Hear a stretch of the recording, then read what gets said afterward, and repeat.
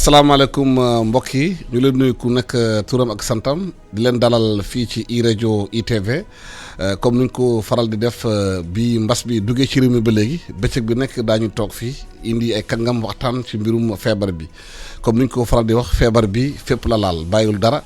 bàyyiwul santé bàyyiwul transport bàyyiwul économie fépp li xamante ne njeexital la ci nit yi ak seen i jëfin feebar bi dugg na fa moo tax it ñuy woo tey ay kàngam di am contentement di dalal monsieur Mamadou Diop docteur Mamadou Diop kenn du ko présenté Sénégalais yi moom mooy directeur institut Julio Curie bu institut cancer bu hôpital Le Dantec di dalal tamit maître Bassirou Ngom di directeur général de SNR société nationale de recouvrement yëpp di waxtaan ci mbirum feebar bi parce que feebar bi bàyyiwul fenn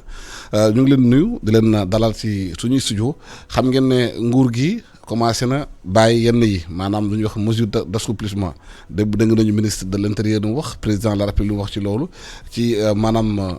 dimanche bi ñu jëm daañu commencé waat def transport interurbain loolu nag indi na coow tuuti ci dëkk bi ak spécialistes yi ñenn ñi ne virus bi mu ngi ci réew mi bu ñu bàyyee xëy na assouplir encore davantage mesure barrières yi ak mesure d'assouplissement yi xëy na virus bi gën a dox waaye docteur Mamadou Diop ci mbas bi bu mu démarré ba léegi dañuy wax souvent la Covid maanaam coronavirus bi mu la ñuy gën accentuer di wax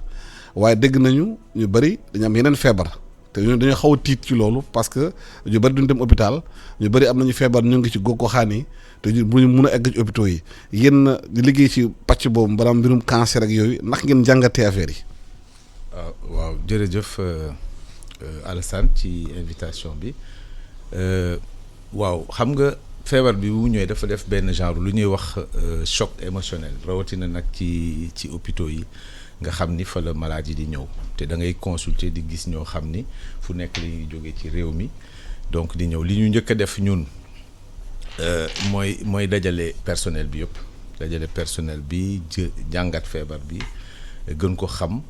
yi léegi ñun yan mesure la ñu war a jël parce que feebaru cancer dafa nekk feebar boo xam ni kenn mënu ko interrompre traitement bi kenn mënu ko interrompre dinañ ci peut-être gën a wax boo xoolee lu mel ni radiothérapie yi nga xam nit ki day ñëw chaque jour pour quelques minutes yu muy def sous la machine pour que feebar bi gën a dellu ginnaaw ñiy def chimiothérapie nga xam ni c'est en ambulatoire ils viennent toutes les 3 semaines xam nga toujours ñu ci bëri dañuy ànd ak ay accompagnants kooku mënul interrompre traitement bi donc ñun dañu def surtout focus ci protection bu personnel bi ça a été très très important maintenant li nga xam ni mooy tiital nit ñi ba du ñu ñëw hôpital loolu mi ngi commencé di wàññeeku tuuti au début nit ñi dañu déserter carrément il a fallu que du temps pour que nit ñi xam ni que feebar bi gën a comprendre feebar bi nu muy wàllee ak mesures yu ñu war a jël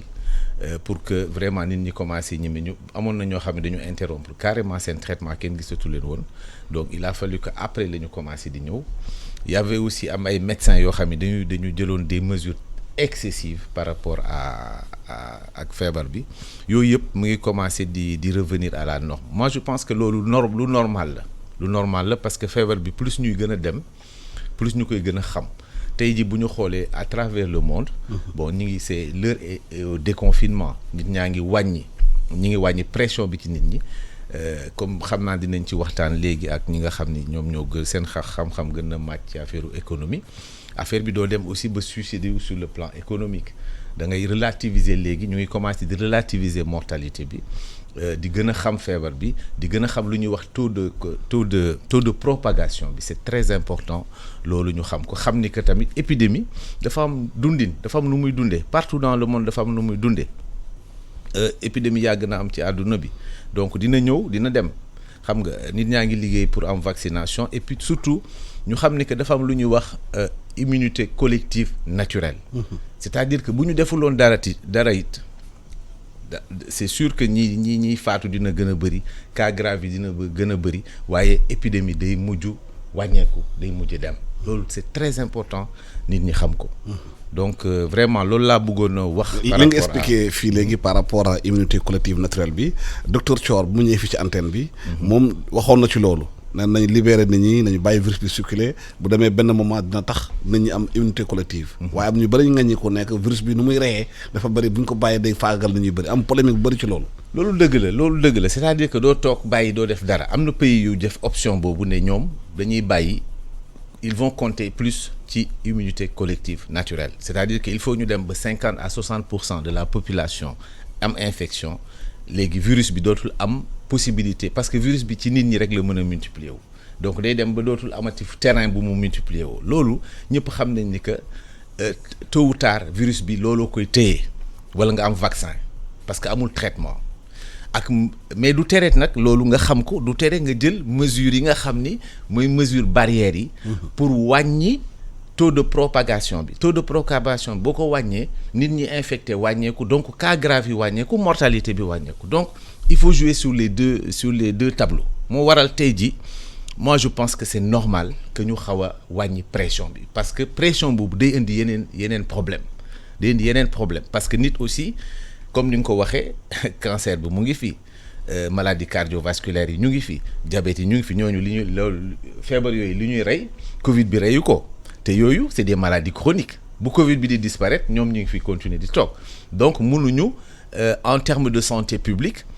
mel ni comme si Covid rek moo fi am comme feebar loolu mënut a nekk donc moi je comprends au départ qu'il y ait sur le plan émotionnel qu'il y ait une surréaction mais à un moment donné il faut avoir raison garder ñu toogaat ñu xool bu baax fan la ñu jëm àdduna bi fu mu jëm parce que mënoo jël ay mesures te doo tenir compte ci li xew ci àdduna bi parce que aussi àdduna dafay dox dee moom mu ngi fi du fi mus a jóge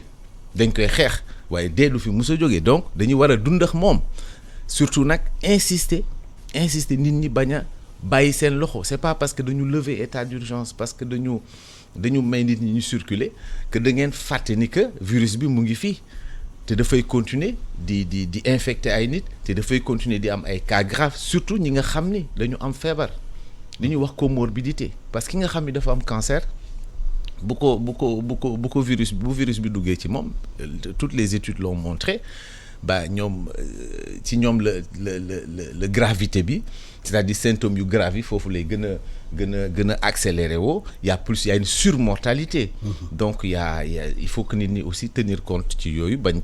a toujours vraiment ñu vigilant et que xam ni que c'est quelque chose qui va être très très très long avant muy dem. Maître Bassirou Ngom loolu foofu la ñu bëri xaw a ragal mooy assouplissement bu ñuy def am ñuy xalaat ne bu ñu ko defee day am relâchement population bi mun nañu bañ a continuer di def masque yi di defar barrière rek yooyu te bu ñu bàyyee loolu mun na mu contaminer ñu gën a bëri. merci Alassane d'abord maa ngi lay nuyu di nuyu téléspectateur iRadio télé ak auditeur iRadio yëpp di profiter ci occasion bi aussi parce que bi may ñëw laa yéegi génn àddina yaayu ministre Serigne Mbaye Thiam ñu koy jaale di jaale ñëpp waa Saloum yëpp di jaale aussi famille parti socialiste yëpp je pense que li nga wax mooy problème mu Sénégal actuellement le relâchement xam nga aussi dara bu xewee état day jël mesure par rapport ak situation bi évoluer aussi état di évoluer ça c'est tout à fait normal parce que état mooy jël décision te def fi nekk aussi pour gérer suñu sécurité gérer suñu lépp gérer suñu santé gérer suñu sécurité gérer aussi suñu dundin donc loolu mooy wàllu état mais dafa am loo xam ne aussi wàllu population yi la parce que quand même quoi qu'on dise état mooy organiser parce que bu organiser wul du sotti d'ailleurs dem nañ ba xam ne dans toutes les sociétés organisées ko kenn warul jël des décisions individuelles kenn warul fajal boppam comme par exemple boo ma tooñee sax aw ma droit fajal suma bopp état moo may fajal parce que état kese moo am monopole de la violence légitime mais aussi si situation amee aussi état dafa war a compter population ak nation dafa war a compter si comportement ay nitam ñi nga xam ne ñoom ñoo ko composé te mooy population yi mooy mag ñi mooy ndaw ñi mooy famille yi te lépp ci famille lay jógee donc loolu aussi je pense que bu ku nekk defee li mu war a def au niveau des familles d'abord parce que ce qui s'est passé temps yi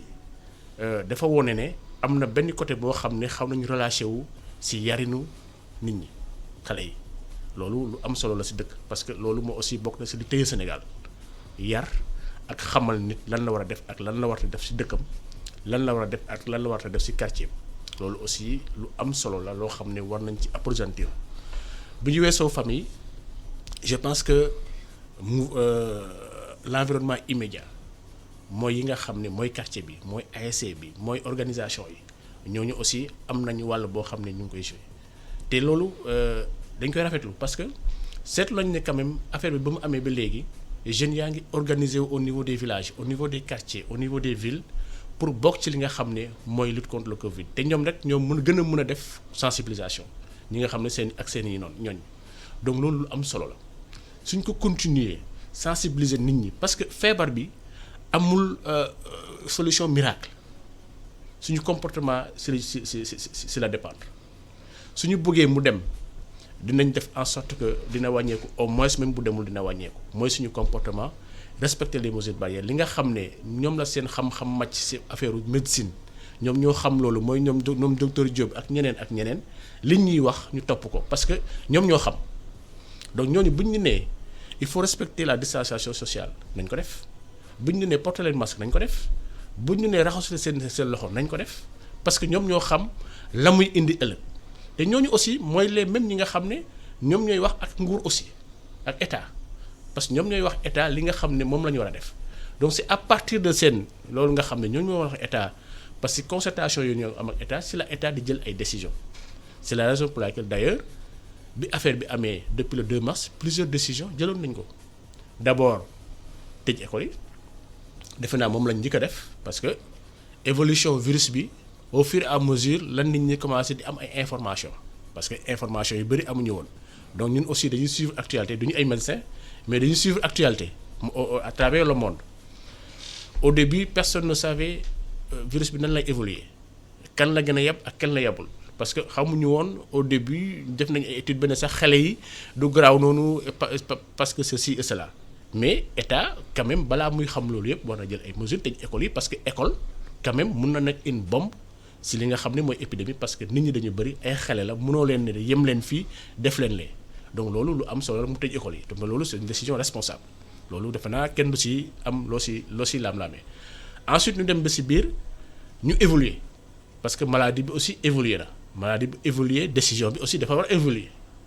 ñu commencé loi d'habilitation état d'urgence ak yooyu pour permettre nit ñi quand même tënk leen si benn kii parce que ñëpp yemuñu am na ñoo xam ne boo leen ne defal ni ñu def mais am na ñoo xam ne il faut nga tegal leen loi tegal leen ay mesures pour ñu mën a respecter parce que état aussi noonu lay xoolee donc moo taxoon ñu def état d'urgence def couvre-feu à partir de 20 heures après ñu alléger ko selon la situation léegi ñu dem ba ci biir bon ñu relâché parce que il était indiqué que comme ni ñu ko waxee léegi rek les autres maladies c'est pas tout simplement des maladies feebar économie mu ngi fii le côté social mu ngi fii lépp a ngi fii le côté politique tout est là donc loolu aussi yëpp da nga koy jël en considération état du jël en considération benn yëf c'est-à-dire da jël en considération li nga xam ne mu ngi ci dëkk bi yëpp mu ngi fi dox mu jël ko en considération bu jël décision. sur le plan économique ban impact de feebar bi yëpp ci seen yëngu-yëngu yéen. bon impact bi parce que gis nga ne état jëloon na ay mesures ci banques yi pour alléger ñi quand même am échéance yoo xam ne bon mun nañ may les sociétés et les particuliers ci seen i créances au niveau des banques loolu ñëpp gis nañ ko donc forcément day impact ci milieu financier bi mais aussi ci recouvrement aussi comme ñun li ñuy def forcément day am ay impact parce que am na ñoo xam ne seen activité demeetul noonu et pourtant ci cette activité boobu normalement ci li ñu war a honorer seen engagement donc loolu aussi dañuy jouer rek ci ay leviers parce que affaire bi aussi intelligence la bu dara xewee da ngay jéem a fexe adapté wu ci situation bi boo ci adapté wu rek doo dem donc il était question de s'adapter à la situation souple de manière à ce que nit ñi aussi ñu mën a liggéey ak ñoom sans pour autant mu indi loo xam ne gaañ na kii walla gaañ na kële mais ci ay leviers ci ay intelligence yi nga xam ne moom la ñuy doxale aussi on a réussi suñu liggéey ñu def ko correctement sans pour autant que mu am impact li nga xam ne xew na parce que aussi il s'agit tout simplement de se conformer à la situation adapté wu ci situation bi. docteur Mamadou Diop wax na sànq adaptabilité ci feebar bi gis nañu am yeneen maladies yi maanaam cancer am diabète am yooyu naka la ñuy mun a def pour ñu adapté wu ci virus bi parce que virus bi ñu bëri nee nañu bu dalee ñooñu lay gën a def ay mortalité naka la ñu la mun a tàggatee ñooñu parce que ay mag lañu ñun suñuy dëkk suñu kër yi suñu mag yi dañuy dëkk la ñuy dëkkal te souvent boo màggee am na yenn âge yi yenn maladies yi ndaw da lay xaw a day dugg si yow naka la ñu mën a protéger ñooñu. alors je pense que ñi nga xam ni dañu am lu ñuy wax comorbidité c'est-à-dire qui ont des maladies chroniques qui sont des diabétiques wala ñu amee maladie cardiovasculaire di jël traitement wala ñu amee cancer wala d'autres maladies chroniques insuffisance respiratoire wala sax ñu nekk à un âge avancé ñooñu nañu xam ni que bu ñu amee infection bi l'évolution va être beaucoup plus rapide risque d'être plus mooy gën a graaw symptômes yi day gën a graaw mortalité bi foofu la gën a élevé donc ñoom ñoo war a gën a fagaru ñoom ñoo war a gën a fagaru gën a porter seen masque même li may conseiller sax ñooñu dañuy war a sol seen masque même seen biir kër parce que li ñuy constater mooy boo duggee sa kër rek da ngay relâché wu. alors que am na peut-être ku nekk ci kër gi koo xam ne muy génn dem ci boutique bi di ñëw wala di dem week-end këram di dellu si waat te kooku mun na indi feebar bi donc vraiment ñoom raxas loxo bi ñu gën ci farlu parce que ñoom. mag ñi en général sax waxuma sax parce que en général ñi nga xam dañuy am maladie chronique dañuy am yenn âge yi ñoom vraiment ñoom la ñu war a gën a protéger ñi leen di ñëw di leen seet si ñu bañ di ñëw di leen seet si donc là ça c'est très important je pense que on l'a vu ak Korité bi passé je pense que ziar yi ñu doon def ak yooyu ñëw surtout ci mag ñi la ñuy dem. nit ñi wàññi nañ ko bu baax loolu dafa war a continuer bu mu am relâchement. parce que ñoom bu leen affaire bi laalee ku am 75 ans et plus wala 80 et plus amoon maladie cardiaque wala mu amee cancer li ñuy wax dafa mel ni feebar bi da lay jekkali donc ñooñu vraiment ñoom ñoo war a gën a def attention bañ di dem ci xew yi bu ñu dem ci xew parce que gis nañ ni que aujourd'hui xew yi wàññeeku na mais am na ñuy toujours di dëgër bopp da ngay dem surtout ci dëj yi xam nga y a toujours cette émotivité qui est là quand on a boo ñàkkee kenn koo xam ne dafa proche nit ñi dootuñu defati attention xam nga peut-être dinañ sol seen masque wala duñ ko sol normalement masque yi tamit gis nañ comme ni nga ko waxee léegi masque yi léegi ñu bëri solatuñu masque wala buñ ko solee dañ koy wàccee wala bàyyi bakkan bi génn donc amatul benn sens loolu nga bañ a sol masque moo ko gën donc insister rek ñu nga xam ni dañu am maladie chronique ñu ngi dem di def seen dialyse ñi nga xam ni dañu am hypertension bëri nañu di jël seen garab tous les jours ñi nga xam ni dañu am ñi ngi def seen chimio wala ñu def seen radiothérapie wala ñuy war leen ñu nekk ci yoon programme pour être opéré et cetera ñooñu yow yaa war a gën a redoubler de vigilance parce que bu la affaire bi laalee yow fekk na nga wàññeeku ba pare. daf lay jekkali. donc mais xam nga dafa am benn dimension sociale bu xaw a am importance ci feebar bi ñun suñu aada suñuy doom bi suñuy sët ba ñu jegee suñu maam te nee nañu xale yi yenn saa ñoom mën nañu am maladie bi te duñ ko xam te distance boobu di xale yi di am maanaam affection boobu di am diggante maam ak doomam ci kër ñi wax yeewu rek de feebar am na dañuy séparer ñooñu xam nga dafay doy waar. waaw xam nga li nga wax dëgg la loolu li nga laal noonu mooy difficulté feebar bi parce que dañu war a changer. suñu doxalin dañu war a wàññi contact bi ñu am ak nit ñi xam nga da ngeen daan nuyoo spontanément après ngeen arrêté dootu leen nuyoo xam nga ça fait choc ci ni nga ko waxee sët yi ni ñu jugee maam yi ci kër yi ñu protéger maam bi ñu jox ko masque par exemple ça c'est une mesure très très importante xale yi non seulement dañ leen war a yar ci feebar bi mais dañ leen war a yar pour l'avenir problème mu hygiène xam nga feebar bi xam nga problème les maladies liées aux mains sales yàgg na Sénégal service maladie infectieuse bi nga xam ne léegi projecteurs yooyu ñi ngi fa braqué wu mais boobu ñun bu ñu fay def stage les maladies les plus fréquentes yu gën a bëri c'était les maladies liées aux mains sales man je trouve que hygiène tey ji parce que da nga laal xale yi hygiène tey ji dafa war a nekk priorité hygiène ak propreté ci jàngale mi ci suñu éducation pour former les citoyens parce que ñun ak lu ñu mënti wax ak Sénégal lu ñu mënti wax nañu nangu ni Sénégal dëkk bi dafa salté surtout te nit ñi dañoo am comportement yu sale je suis désolé de le dire comme ça à l'antenne mais et puis lii gën a rey waxuma la Covid bi de mais avant Covid bi beaucoup de maladies sont liées, les maladies diarrhéiques yuy jàpp xale yi les yenn méningites yi yu ci bëri c'est lié aux mains sales. On ne se lave pas les mains, donc xale yi lañ ko war a inculquer. Peut-être que mag ñi dañ leen war a pousser ñu changer comportement wala même ñu jël des mesures répressives, mais xale yi dañ leen ko war a inculquer. Boo demee dans les pays européens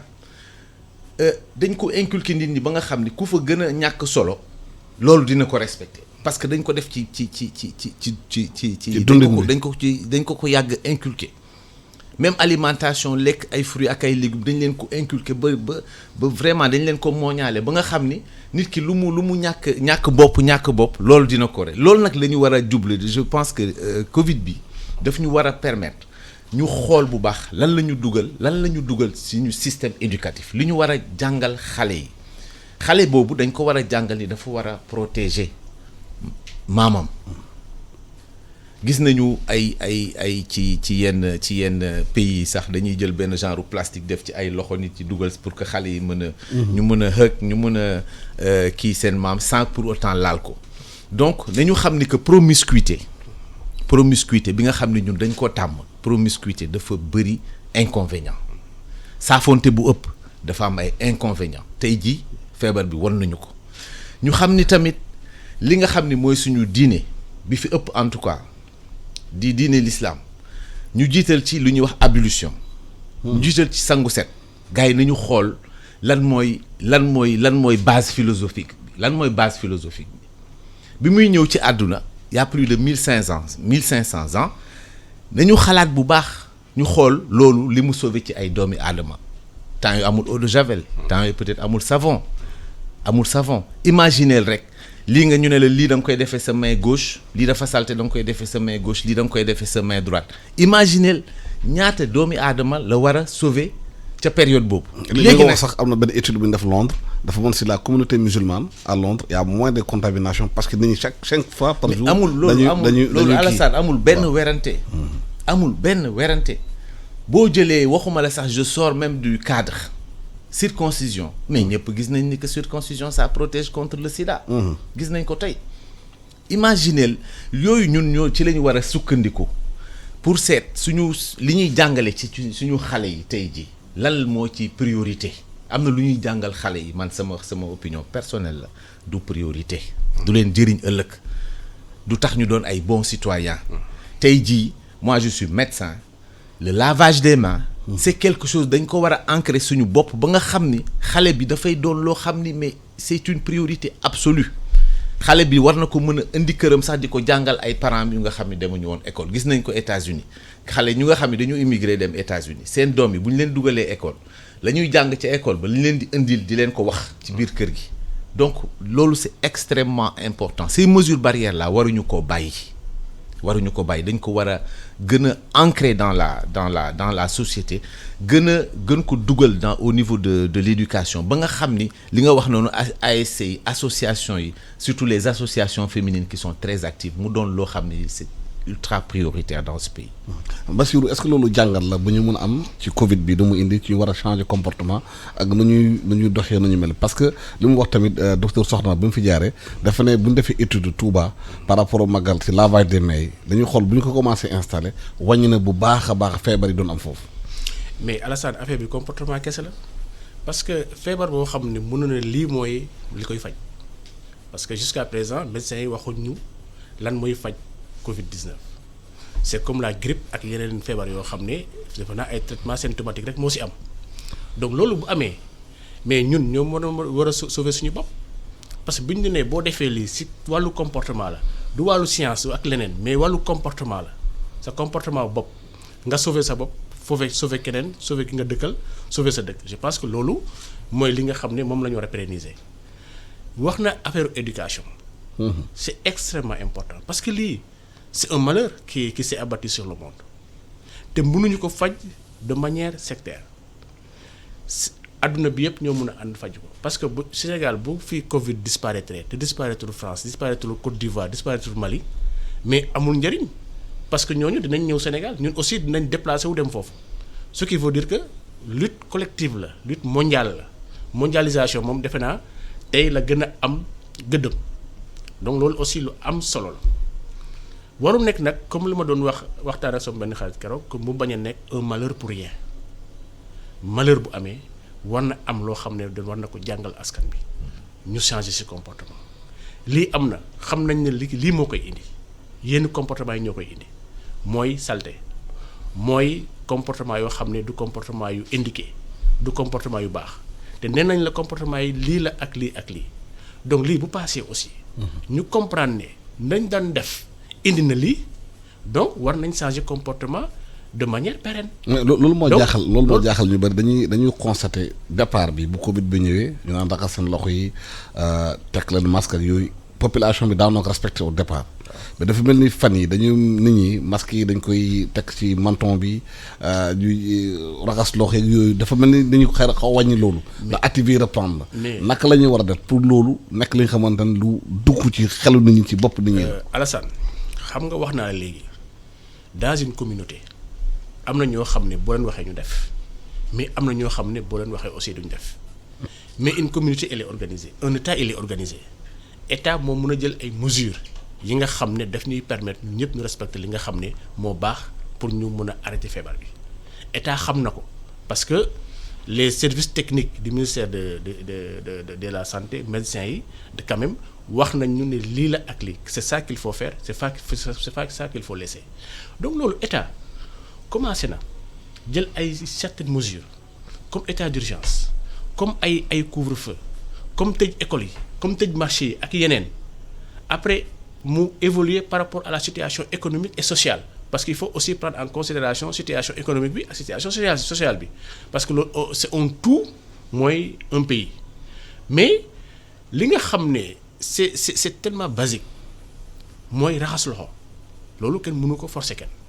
parce que sa kër ngay jógee bu la neexee nga raxas bu la neexee doo raxas mais loolu dañ ci war a sensibiliser nit ñi ñu def ko li nga xam ne mooy def gel loolu aussi kenn mënu ko forcer nit parce que sa kër nga koy defee wala sa bureau wala sa oto loolu kenn mënu ko forcer mais c'est une sensibilisation boo xam ne warul arrêter nit ñi xam ne bu ñu koy def parce que communication aussi daf ci am solo li nga xam ne bu ñu koy def defuñu ko pour président de la République defuñu ko pour Alassane Samba Diop defuñu ko pour keneen mais ñu xam ne dañ koy def pour ñoom. dañ koy def pour ñi nga xam ne ñoom lañ dëkkal seen i ascendant ak seen i doom dañ koy def pour seen i dëkkandoo ak seen i bopp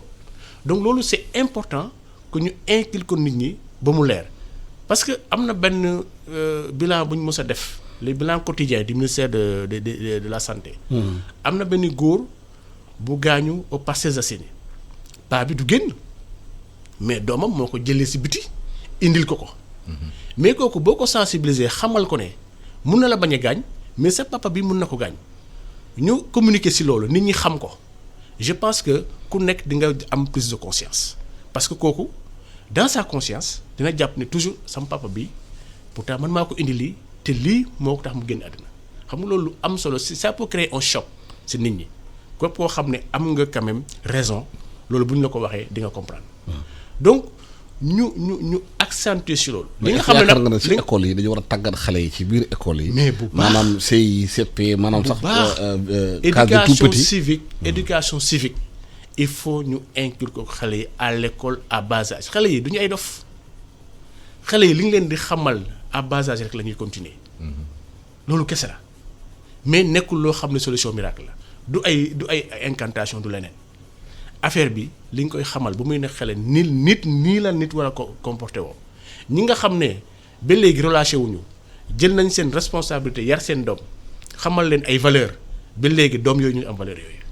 parce que loolu lañ leen inclure loolu la ñu xam te dañuy dem sax ba def ko exemple ñoom si seen bopp sax boo leen jàngal benn affaire boo xam ne lu baax la dina dem ba boo ko fàttee sax ñu fàttali la ko. xale moo mel noonu donc il faut ñu góorgóorlu aussi si côté boobu. dans les familles d'abord parce que affaire bi ci famille bi lay jógee. li nga xam ne nag mooy port du masque la rue nag loolu état moo koy gérer. keneen gérer wu ko parce que état moo ko moom état nag day jël décision donc bu jëlee décision ne le port du masque est obligatoire foofu nag nit ñi dañ ko war a respecter parce que état aussi il faut mu jël ay mesures drastiques mu leer parce que ñi indiscipliné aussi. war ñu lor ñi nga xam ne ils sont disciplinés bëgg nañ affaire bi dem ñu ngi respecter les mesures. waaw daa ci ñëwaat léegi ci jouer ci loolu. fexe quand même dans la rue. Et dans les bureaux et dans les milieux publics nga xam ne nit ki jóge sa bopp moomuloo ko mais Sénégal yëpp a ko moom te war nga sauver ñi nga xam ne ñoom nga fay fekk état jël ay mesures ne lii mooy am fii donc loolu aussi c'est extrêmement important ñu xam ko. waaw ñu def benn pause publicitaire le temps ñëwaat léegi.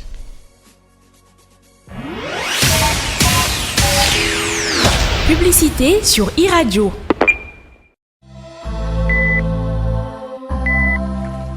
yéen ndawi Sénégal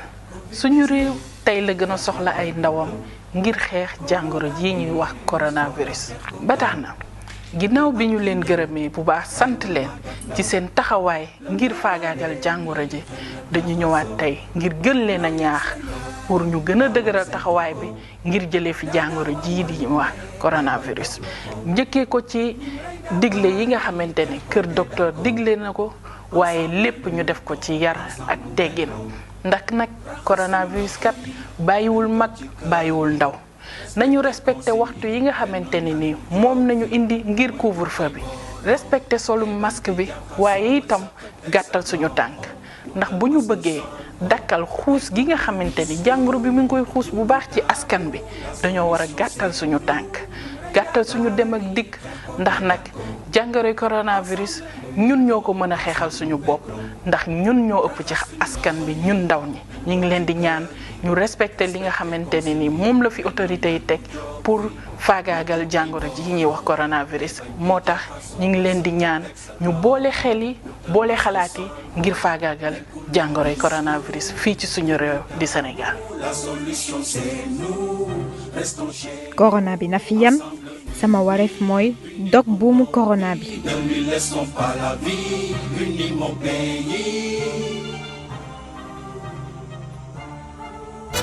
L'invité de la matinale. jërë ngeen jëf ñu ngi ñëwaat ci studio bi ak suñuy gan ma rappelé ñu ngi ak docteur Mamadou Diop muy xamante ne patron institut Julio Curie bu faj mbirum cancer ci hôpital Le Dantec di dalal tamit maître Bassirou Ngom di directeur SNR société nationale de recouvrement docteur bu ñu waxee ci feebar bi am nay koppar yu bëri ñu ci wax maanaam ne nañu ay 1000 milliards dañ ci génne pour daal secteur yëpp ñu gérer leen waaye am nañu xalaat ne secteur santé bi war nañu ko gën a mën a dooleel parce que ci àdduna bi yëpp xool nañu dëkk yi amuloon secteur santé yu baax am nañu jafe-jafe ne mel dëkk ga am doole yi mel ni France mel ni Italie gis nañu privatisation maanaam hôpitaux yi nu mu indi lan la ñuy war a mun a yokk fii Sénégal pour fépp ci réew mi bu ñu fa demee ku fa am feebar mun a faju foofu. merci Alassane alors laaj boobu man dama ci sawar parce que toujours dama ne Sénégal li ñu constaté mooy bu amee événement bu xew ampleur bu toll nii nga xam ni day indi choc émotionnel faagaagal ñu bëri bu ñu demee ba affaire bi calmé wu rek ñu dellu ca la ñu nekkoon. moi je pense que li ci àdduna bi yëpp jàng ci pandémie bi d'ailleurs pays yu développé comme France comme États-Unis wala yeneen dëkk européens yi ñoom ñu ngi wax tey jii ñoom seen bopp ñu ngi wax problème mu souveraineté sanitaire lu tax ñuy wax souveraineté sanitaire parce que dafa bëri yu ñu daan liggéey muy dem ci santé nit ñi ñu koy defar Inde wala ñu koy defar Chine ñu constaté nag que loolu dafa indi problème ci pandémie bi parce que dañu gis ne que ñoom moomatuñ seen bopp rawatina nag dëkk yu mel ni suñu dëkk yi je pense que tey jii li ñu war a jëlee ci pandémie bi mooy d'abord ñu xam ni que santé mooy priorité numéro 1 amul dara lu mën a jiitu santé tey jii nit ñëpp gis nañ ko ñëpp tiit nañu ñëpp jaaxle nañu am na fu affaire bi tolloon li may wax ni que dañ naan dafa am ñoo xam ni catégorie population boo xam ne bii ñoom seen xalaat mooy que bu ma feebaree bu amee yenn feebar yu garaaw yi dañ may évacuation sanitaire du option je pense que ñëpp war nañu xam ni tey war nañu def en sorte que du ñu évacuer kenn même président de la République kenn waru ko évacuer loolu question de souveraineté la. souveraineté sanitaire ñu may ko mun a faj fii te ñun médecin Sénégal yi ñun am nañu possibilité bu ñu joxee jumtukaay yu si war ñu former ñu war a former li nga xam ni moom lañ leen war a jàngal pour mottali seen formation képp ku nekk Sénégal feebar fi war nañ la fee mën a faj loolu moo war a nekk suñu objectif ñu investir pour cet objectif là du doon loo xam ne lii nag ci benn at wala ñaari at la da nga koy def pour mu nekk loo xam ne lii da nga koy c'est une stratégie, c'est une planification pour le très long terme. loolu moo waral ci lii lañ ci war a jële tey c'est très très important nañu évaluer ñaata nit la ñuy évacuer chaque année bu ñu jëlee benn nit rek boo xam ne bi xam nga li ñuy wax bakkan amul njëg. boo ci defee benn milliard ay milliards pour sauver nit benn nit rek jar na ko mais da nga koy xool à l'échelle d'un pays boo jëlee benn personnalité nga évacuer ko d'urgence nga jël jet privé avion médicalisé xam nga ñaata la 80 millions ngay fay pour ñu jëlee ko fii yóbbu ko beneen dëkk nga fay foofa ca clinique yu gën a cher imaginez xaalis boobu mu war a nekk ay 100 millions wala 200 millions ñaata sénégalais nga ci mën a faj ñu wér. imaginez leen ko rek donc loolu warul nekk option loolu waxuma ni sauver nit ki jaru ko jar na ko toujours sauver nit loo ci def boo jëloon sax ay milliards def ko ci nit pour sauver bakkanam jar na ko waaye nag dañu war a xoolaat bu baax nga investir ko dans les hôpitaux bañ a def investissement yi nga def ko en fonction d'une carte sanitaire qui est fiable. carte sanitaire bu baax nga xam fi population yi nekk nga def fa investissement bañ a jël dafa déséquilibre en termes de ressources humaines nga xam ni da ngay gis benn service bu ndaw bu nekk Dakar am ay 5-10 agrégés ñu nekk ci benn service bu ndaw ba xam mënu am sax bureau alors que nga dem ci beneen hôpital bu nekk ci biir réew mi du fa am sax benn gynécologue wala du fa am un médecin un chirurgien généraliste. yow sax loolu mooy problème da ngay faj mbirum cancer. te am nañu gis nañu ñu bëri dañ jóge ci àll bi jóge Tambacounda jóge Ziguinchor jóge Fouta parce que foofu amul maanaam fajukaay yooyu foofu dañuy obligé ñëw ba Dantec fii ànd ak seen njaboot nekk ci hôpital yenn saa dañu am sax fu ñu dëkk. mais El Hadj loolu di vivre biir hôpital bi. Alassane loolu dañ ko yàgg nañ ci wax yàgg nañ ci communiquer yàgg nañ ko ŋàññ ñun hôpital bi gis nañ ñoo xam ne ñi dañuy ñëw xam nga lu mel ni radiothérapie. nit ki day ñëw tous les jours pendant ay 28 jours chaque jour mu ñëw quelques minutes lay def ci machine bi kooku bu amulee mbokk fu mu dal Dakar nu muy def te machines yi Dakar la ñu nekk am na ñuy fanaan hôpital loolu wax nañ ko fi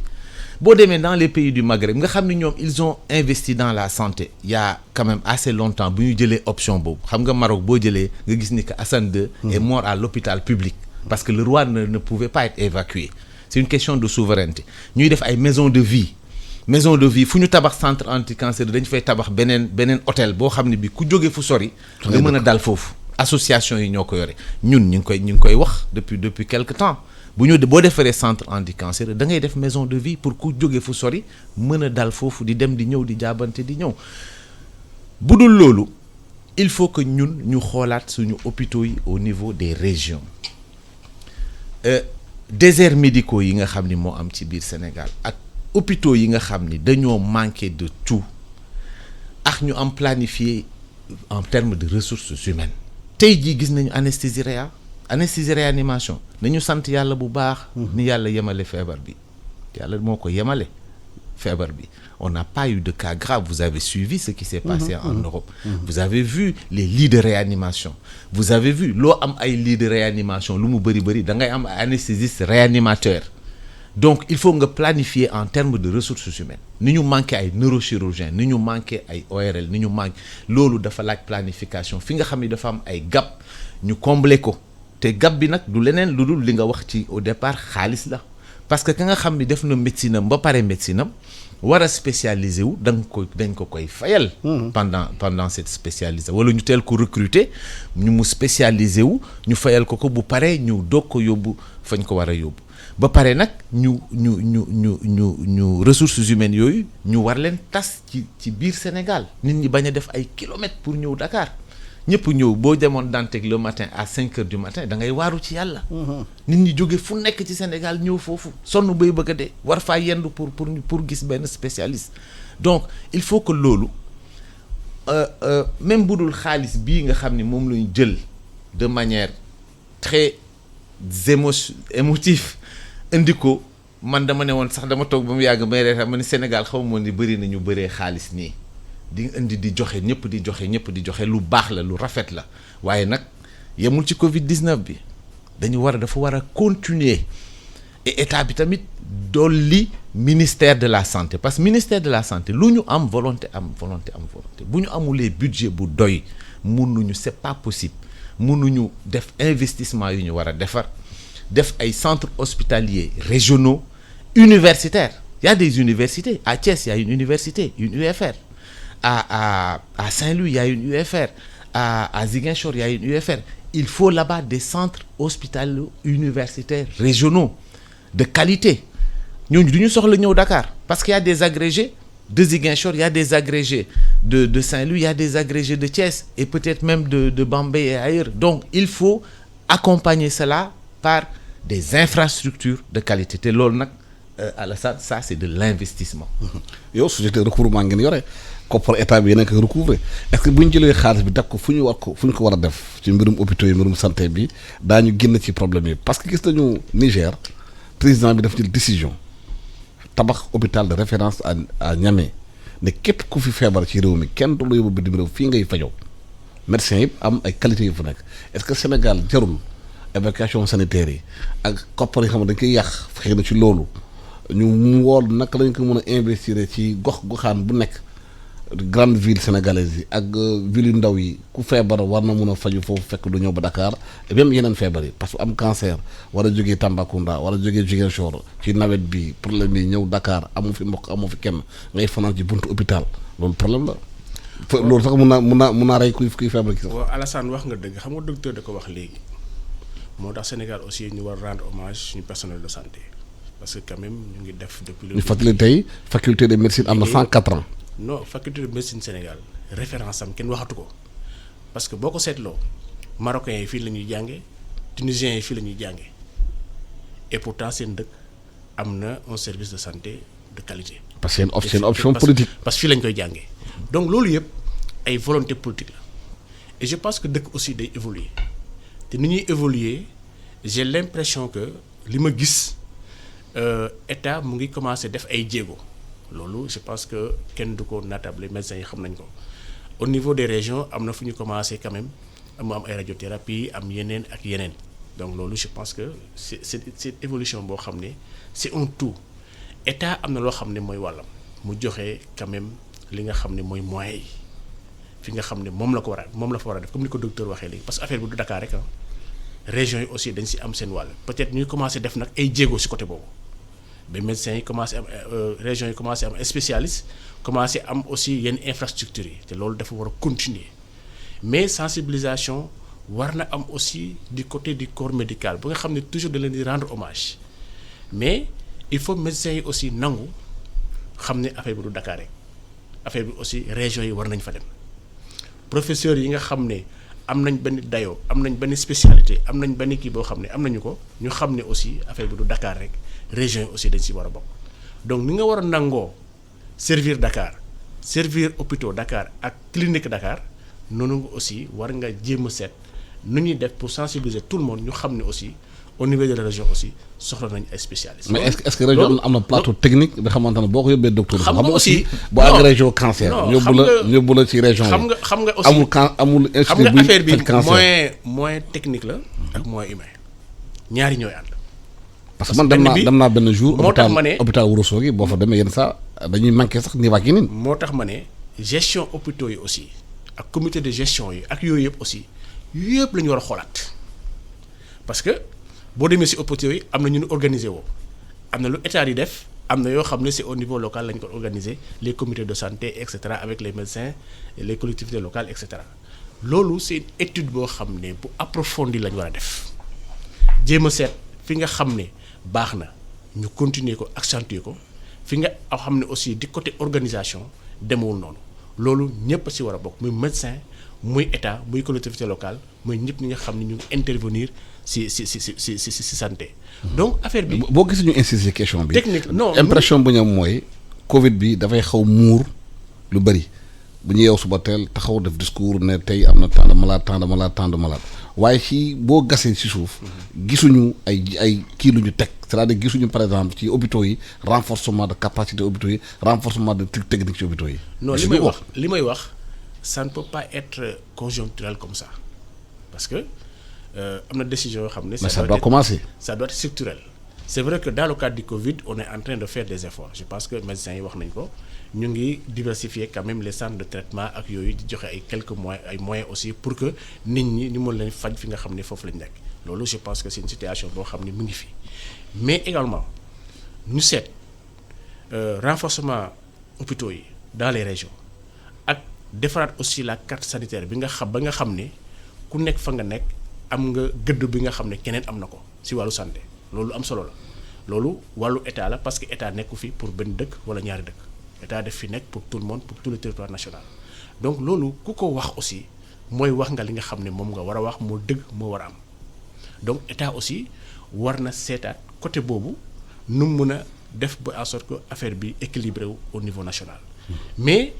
dama la wax ne comme ni ko docteur waxee chaque fois bu état di intervenir aussi am na loo xam ne wàllu état la mais forcément am na loo xam ne wàllu nit la donc corporation bi aussi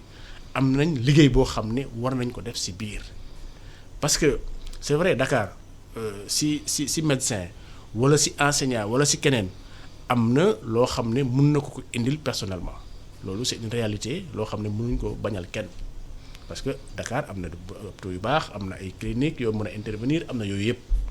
mais régions yi aussi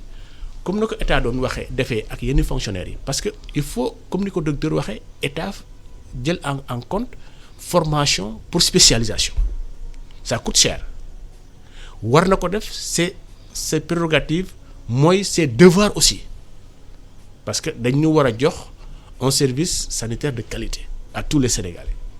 mais dafa war a am ay mesures d'accompagnement si ñi nga xam ne ñoom la ñuy former aussi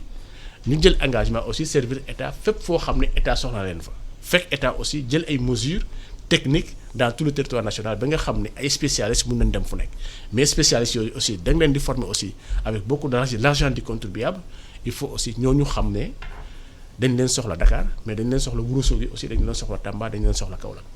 souvent c'est un travail global. boo xam ne ñëpp loolu war nañu ko def muy médecin muy état muy collectivité locale muy ñëpp ñi nga xam ne ñu ngi intervenir ci médecine. waaw souvent bu ñu déglu médecins yi di wax surtout pour région yi dañuy naan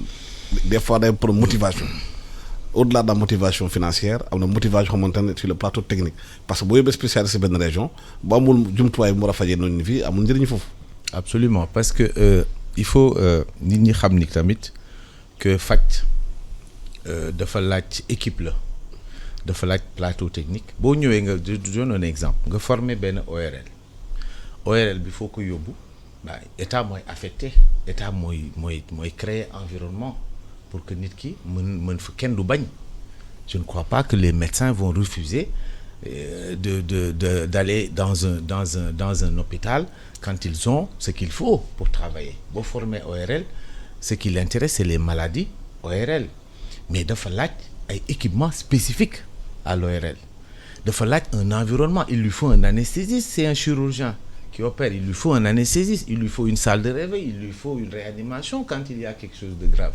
il lui faut des infirmiers il fait pas tous les soins donc il faut ñu xam ni que noonu la tëddee du question de que gars yi dañuy bañ ñëw toog Dakar non du loolu du loolu moo tax j'insiste beaucoup sur la planification du gis nañ ko fi bataay yi nga gis benn émigré bu ne waaw man sama village dama bëgg fa am lii nga ñëw tabax ko mais dina toog ay at du dox parce que du noonu lay du affaire yi loolu du ay affaire yi bâtiment ak ay équipement da ngay am ay ressources humaines ORL bi moom kenn wala neurochirurgien bi moom kenn mënta def dara il lui faut des infirmiers spécialisés boo xoolee lu mel ni radiothérapie Dakar rek la am amul feneen radiothérapeute nga yóbbu ko Diourbel il ne fera absolument rien parce qu'il y a pas de machine même boo fa defoon machine il faut mu am ay techniciens même boo fa defoon machine il faut mu am physicien buy koy calculer rayonnement yi donc affaire yi nañ ko xoolaat bu baax. maanaam chaîne la affaire bi du da ngay tëb rek def benn affaire donc nañu xoolaat mbir yi bu baax man dama bëgg rek Covid bi buñ ci jógee ñu bañ ko fàtte. ñu bañ a dugg ci ay li may wax di draye naan ñu dugg ci ay concert post Covid naan bon léegi affaire yi dem na léegi bon nañu woy fecc et cetera. ñu xam ni que day ñëwaat peut-être beneen bu gën a garaaw mu ngi ñëw ñu xam ni que santé priorité la que dañu war a am suñu souveraineté sanitaire. ñu planifier ko nag tout affaire bi am na ñu daal di jël xaalis bu bëri daal di ko xëpp daal di ko régler ñëpp kontaan on fait du triomphalisme ku nekk fëgg sa dënn le Sénégal a bien géré le Sénégal a bien géré waaye dañ ciy santaale yàlla. ku xool li xew ci Europe nga xam ni que am na leneen lu ñu protéger suñu immunité wala environnement wala leneen ak leneen dañ ko xam ëllëg donc dañu war a xoolaat bu baax lan mooy priorité bu fekkente ni santé priorité la ñu xoolaat ko bu baax. carte sanitaire bu xam ni bii bu jaar yoon la nga xam fu ne la fa am ak la fa manqué ak d'ici 5 ans parce que spécialiste da ngay def prêter serment tu as fini tu es médecin mais la spécialisation c'est 5 ans 4 à 5 ans pour être un spécialiste partout dans le monde les gens se spécialisent médecin généraliste simple presque amatul même médecine générale sax de cabinet ou de ville dafa laaj 2 ou 3 ans donc mu ngi noonu loolu noonu xale yi les jeunes qui sortent de la fac de médecine mais xaaruñu lu dul ñu ne leen bourse ngi ni ñu def li ñu bëgg def mais loolu laay wax ma ne loolu il faut que état moom moo ne lii priorité la souveraineté sanitaire priorité la ci man dama bëgg dans 5 ans ma combler fan moo manqué ay spécialistes ma combler loolu dama bëgg fan moo gën a naax saay ci sur le plan infrastructure sanitaire ak ay équipement da ngay jël hôpital bu mel ni Le Dantec hôpital bi am na plus d'un siècle il y avait un projet de nouveau Le Dantec ultra moderne mais kenn waxatu ci tiroir yi mais je ne sais pas mais nañ ci wax parce que Dantec mënuñu ko bàyyi nii hôpital boo xam ne def na plus de 100 ans bu abriter un centre anticancéreux c'est très rare d'avoir ça mais nga ni léegi d'accord bu la neexee nga ni dama koy jëlee fi mu nekk parce que c'est à la pointe du Cap Manuel c'est-à-dire que c'est inaccessible tu traverses le centre-ville pour y arriver le personnel a du mal à y accéder les populations viennent de partout on traverse le centre-ville pour y accéder ce qui était valable du temps des colons ne l'est plus aujourd'hui tu te dis écoutez voilà nga ni je vais le mettre proche des populations et du personnel médical ça c'est des décisions que l'État seul peut prendre nee naa leen ku ñëw Dantec nga xool nga ni écoutez fu nit ñi di jóge personnel bi fu ñuy jóge ñu ngi jóge Pikine ñu ngi jóge Guédiawaye ñu ngi jóge Parcelles ñu ngi jóge Rufisque etc. Ils ont du mal à accéder et ils sont les plus grands hôpitaux du Sénégal ils sont à da ngay traverser tali pour dem fa donc loolu Dantec principal lañu yëgandoo mais bien sûr là ça c'était valable yaa mais loolu du man maa koy décider état mooy toog mu xool mu ne lan laay mën a def lu mën a gën a dimbali population yi lu gën a dimbali personnel de santé bi xam nga ñu ngi jéem a moderniser def un centre anti-cancer il y a un projet de centre national d'oncologie boo xam ne bii c'était avec la Corée du Sud c'était pratiquement tout était acquis j'espère que simplement bu ñu jógee ci période de Covid-19 bi danañu xoolaat carte sanitaire bi ñu xoolaat lan mooy priorité sanitaire yi ñu def ci investissement yu nga xam ne moom lañ ci war a def. docteur wax na sànq moo bu am important planification parce que gis nañu Dakar ci boppam dafay gën di màgg Dakar mooy gën a concentrer population bi concentration bu amee embouteillage yi gën a bëri mais dañoo constater que Sénégal hélicoptère sax bi avion d'évacuation d'urgence amul fii ci Dakar. par exemple dañuy gis ministère dañu jënd tout le temps ay ambulance yu bëri mais ambulance boo ko jëndee ci dëkk mel Dakar embouteillage yu bëri boo duggalee nit balaa muy ëpp xanaa mu dee est-ce que waruñu xalaat fii ci réew mi wut benn hélicoptère d'urgence xamante ba accident amee war naa mën a jël feebar yi yóbbu ko parce que boo xoolee hôpital Dantec hôpital principal plateforme yi ak hélicoptère mën a wàcc yooyu planification la laaj. bon c'est vrai que peut-être militaires yi am nañu yooyu ak yeneen je pense que parfois dañ koy def aussi. Mais comme li nga wax planification la c'est un début c'est bien mais il faut ñu évoluer loolu je pense que mooy li nga xam ne ñëpp la mën ci lañ d'accord planification la laaj parce que comme ni mu ko waxee léegi du ay décisions conjoncturelles nii c'est très structurel boo xoolee même en Europe Covid bi moo tax ma ne ça ne doit pas être un malheur pour rien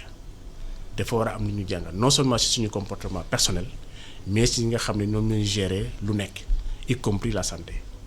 parce que dafa am lu nekk loo xam ne dafa ñëw bett ñëpp kenn xalaatu ko woon kenn planifié ko nekkul woon lu ñu mën a planifier Covid bokkul ci li ñu mën a planifier parce que boo xoolee les Européens. ba investissement hôpitaux yi boo xoolee Européens même ñoom aussi am nañ problème boobu parce que ils se sont rendu compte que Covid bi dafa ñëw perturber seen système sanitaire perturber lu bëri ñoom aussi. comme ni ñu ci war a jàngee ñun ñoom lañ ci war a jàngee aussi parce que ñu ngi commencé jël ay décisions pour dans l'avenir lii bu amee ñu mun ko dékku parce que bii bi mu ñëwee kenn mënu ko woon dékku donc bu fekkee des pays développés ñoo ko mënul def je pense que un pays comme le Sénégal aussi qui n'est pas très développé qui n'a pas beaucoup de moyens aussi loolu c'est sûr que dina am fu mu sooxe mais ay études la c'est-à-dire njàngat la lépp lu am lépp njàngat la war a indi ñëw na qu'est-ce qui s'est passé lan la fi fekk loo xam ne tax na mu sooxe nañ ko rectifier lan la fi fekk loo xam ne baaxoon na mun tax na ñun ñu def un bon travail ba Sénégal affaire bi yem fii te pourtant deful noonu dans les pays développés loolu aussi ñu consolider ko parce que loolu mooy wàllu état loolu mooy wàllu organisation loolu mooy wàllu ministère de la santé et je pense que si li may gis avec les spécialistes yi nga xam ne ñoom ñooy gérer les différents services du ministère de la santé muy en général des professeurs de médecine ak ay médecins ni nga xam ne noonu lañ ñuy gérer affaire bi ak li nga xam ne foofu lañ jëm ak liñ ñuy wax je pense que les gens ñu ngi dem vers la bonne direction si li nga xam ne moom la Sénégal war a def en termes de santé ak yeneen dëkk nag c'est un puzzle pièce bu manqué rek day feeñ médecine la infrastructure la éducation la leneen la donc mënuñu wax ne Sénégal lii la am lii forcément da koy war a affecter kii bàyyi kële donc c'est un arbitrage bu métti na la parce que une décision moo tax chaque fois décision bu amee rek dina am ñu si gis seen bopp ak ñu si gis seen bopp parce que l'État est obligé de trancher. buy trancher aussi c'est par rapport à beaucoup d'informations yoo xam ne man awma ko. Alassane amu ko docteur amu ko mais État moo ko am. waaw mais pour donc État mooy jël décision par rapport à ça. mais chacun tire de son côté c'est tout à fait normal parce que secteur boobu nga xam ne lii ak lii lañ ci war a def. keneen aussi jàpp ne ci secteur bële lii ak lii lañ ci war a def. dina am toujours lu sooxe ci beaucoup de secteurs. parce que mënuñu matal lépp. mais nañu def quand même ay efforts. je pense que ces efforts sont en train d'être faits sous l'éclairage de ñi nga xam ne ñoom ñoo gérer Covid bi ñoom ñoo gérer aussi médecine Sénégal te gis nañ seen liggéey gis nañ li nga xam ne noonu la ñuy éclairer état gis nañ aussi ni ko leen état di toppee dans l'éclairage daal li nga xam ne moom la ñuy suggérer. très rapidement pour boucler en 2 mots est-ce que gëm nga ne professeur bu ñu génnee ci Covid bi dina am une autre façon de faire dans ce pays. Est-ce que gëm nga je l'espère dama koy espérer parce que li mu wax moi je n'ai pas de doute sur la gestion du Covid mes collègues je leur parle ceux qui sont au cœur de l'action on se parle et je les félicite sur le travail qu'ils sont en train de faire loolu moom amul benn werante les gens ils sont compétents et ils sont en train de prendre les bonnes mesures et de bien conseiller le gouvernement mais li may yaakaar te vraiment di ko souhaiter parce que ñun suñu plaidoyer du tey la commencé ci Covid bi yàgg na moo tax sax d'ailleurs man je suis pas seulement praticien je suis dans la société civile je suis dans une association te ñu ngi def lu ñu mën pour jàppale nit ñi damay yaakaar rek ne que bu ñu jógee ci Covid bi amoon na fay événement yu fi amoon yu tragique yu mel ni Joola bi damay yaakaar ni bu ñu jógee ci Covid bi dinañ changer lu bari ci réew mi xam ni santé mooy priorité numéro 1 lépp priorité la infrastructure loo munti tudd rek priorité la mais santé mooy priorité number 1 il faut que loolu nit ñi xam ko te ñu def ci nag liñ ci war a def parce que ñun Sénégal fii mën nañu def en sorte que nit ñi di jóge bitim réew di ñëw di faju fii le tourisme médical on le sait ça rapporte de l'économie dans un pays aujourd'hui demal Turquie demal Istanbul ay anglais ay américains ñoo fay ñëw à cause du soleil ñëw di faju ci foofu avec d'autres spécialistes venant d'ailleurs donc lu mën a nekk la fii parce que li ñu wax suñu fac médecine c'est traditionnellement c'est une fac qui a de l'aura qui a de l'envergure qui a 104 ans aujourd'hui qui a 104 ans et on forme énormément de spécialistes donc dafa laaj loolu mu am accompagnement te nag accompagnement boobu aussi état moo ci war a jiitu damay wax toujours souveraineté sanitaire boo demee nga ñaani ñu may la benn hôpital nga dem Arabie Saoudite wala nga dem fenn ñu may la hôpital mais hôpital boobu xëy na du tëddee nu mu war a tëddee du adapté ak nu mu war a adapté donc yow yaa war a jiitu ci investissement ci sa budget bopp ci li ngay wax xaalisu contribuable ci loolu la ñu war a njëkk ñun ñoo ci war a jiitu bitim réew dooguñu fekk si te loolu c'est ñun ñoo suñu liggéey la ñun. Voilà. il faut que ñu taxaw ci. waaw docteur maa lay gërëm di la sant gërëm maître Bassirou Ngom bu directeur SNR de gërëm tamit docteur Mamadou Diop buy responsable centre institut Julie Curie bu institut cancer bu Dantec de gërëm auditeurs yëpp ak téléspectateurs yi ñu ngi xam naa lekk nañu temps bi ñu ma sa top ñëw defar nañ seen journal en wolof di leen gërëm di leen sant.